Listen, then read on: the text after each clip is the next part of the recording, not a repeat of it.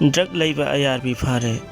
Ngasi nong nini gi mamangda North AOC Toilet Complex mamangda drug number 4 open oina leiba yonbagi video ama viral oikraba matungda drug leiba ni haiba IRB personnel ado phagatkre haire.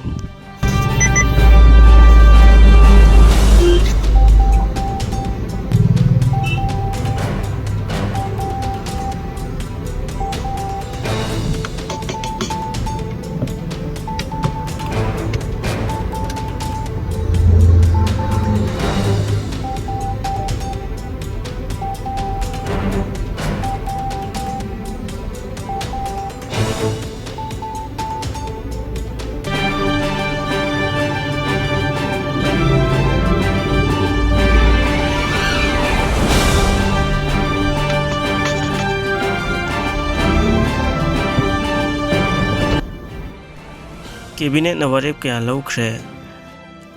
Ngasi Chief Minister N Biren na siyar lauduna pangthokiba Cabinet mifam amada tongan ba warep kaya laukre. Warep sing adugi manungda kaubru amasung thangjing sing sacred site oina lauthokiba loinana Manipuri amana Angang maridagi hena poklabadi sarkari khudong chaba amata pidaba amadi Manipur Population Commission semkhiba loinana ordinance oina chatna hannaba warip kya laukre hairi. Kaithel phambi ima ibel singna irang horakre mioi mari asoga pannangkre.